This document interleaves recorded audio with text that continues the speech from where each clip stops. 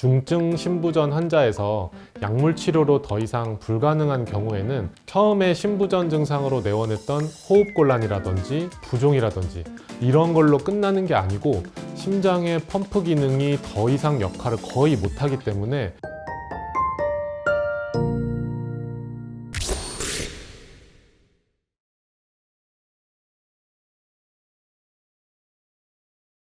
신부전의 예후 개선을 위해서 쓰는 약들이 다양하게 많이 있습니다. 많은 분들이 혈압약으로 알고 계시는 대표적인 혈압약 몇 가지와 적체되어 있는 수분을 어느 정도는 배출시켜 주는 게 가장 중요한 요소라고 할 수가 있겠습니다. 그래서 저희가 복용을 많이 하는 신부전 약제가 대표적인 게 이뇨제고요. 이뇨제 말고도 신부전에서만 쓰이는 특수 약제, 거기에다가 당뇨약으로 알려져 있지만 신부전증에 너무나 좋다라고 알려진 또 약제들이 있기 때문에 그런 여러 가지 약의 종류를 환자 개개인의 상태에 맞춰서 저희가 처방을 하게 됩니다. 그래서 이제 그런 여러 가지 약물 치료를 주기적으로 내원을 하시면서 엑스레이나 피 검사를 확인을 하면서 다른 부작용이 생기지 않는지 면밀하게 보면서, 그리고 환자의 증상에 따라서 약의 용량이라든지 종류라든지 이런 것들을 조금씩 바꿔가면서 치료를 하게 되는 게 신부전 약물 치료라고 할 수가 있겠습니다.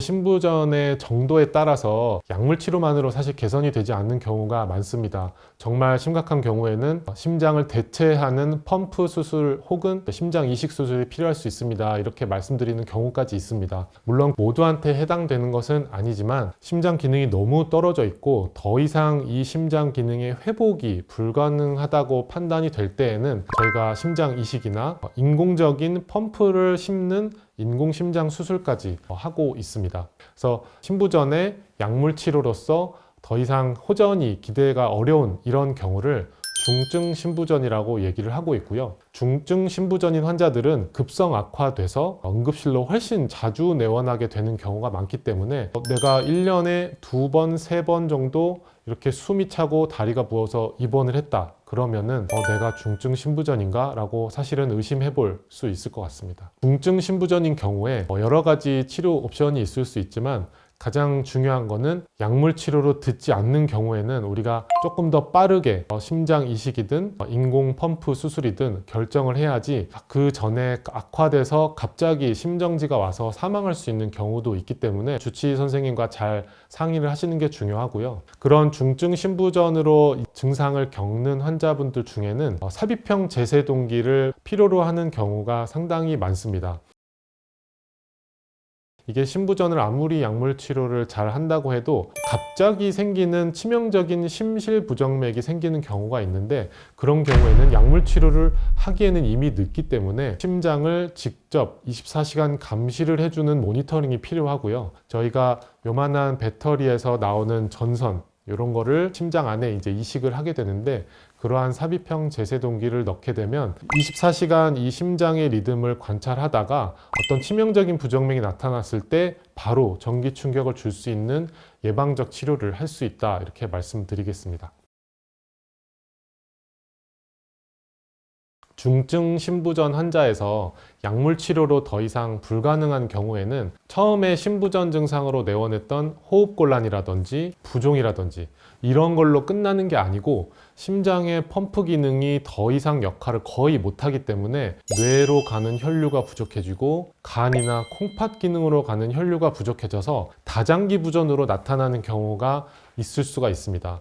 그 정도 수준이 되기 전에 이 심장의 펌프 기능만 개선이 된다면 이런 모든 기능도 좋아지고 환자가 걸어서 일상생활을 영위할 수 있겠다, 이런 정도의 조건이 갖춰졌을 때는 우리가 다른 사람의 건강한 심장을 나한테 이식받는 심장 이식 수술을 고려를 하게 됩니다. 말 그대로 건강한 심장을 이식받아야 되기 때문에 조건도 까다롭고 대부분 우리나라에서는 뇌사 환자에게서 이거를 받아오게 되는데, 그래서 혈액형도 맞아야 되고 여러 가지 조건이 허락하는 하에 심장 이식 수술을 계획을 하게 됩니다.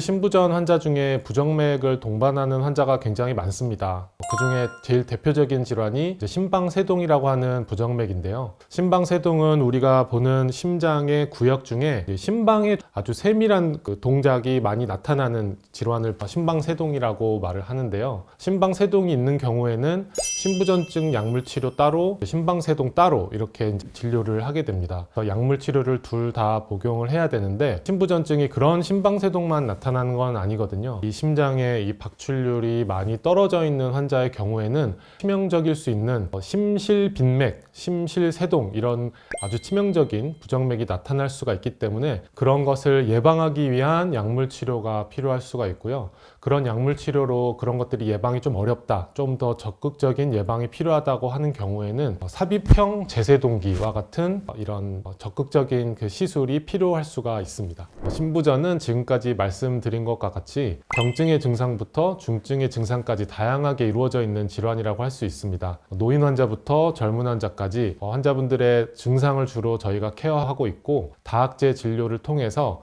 외과, 내과, 그리고 필요하면 재활의학과 이런 다양한 선생님들과 같이 협의해서 진료를 하고 있습니다. 심장 초음파나 심장 CT, 관상동맥 조영술 다양한 검사를 빨리빨리 진행을 해서 환자분들의 증상을 개선시키기 위해서 앞으로도 계속 지속적으로 노력을 하겠습니다. 신부전은 다양한 위험 요소를 동반하고 있기 때문에 저희가 신경 쓸 게 되게 많습니다.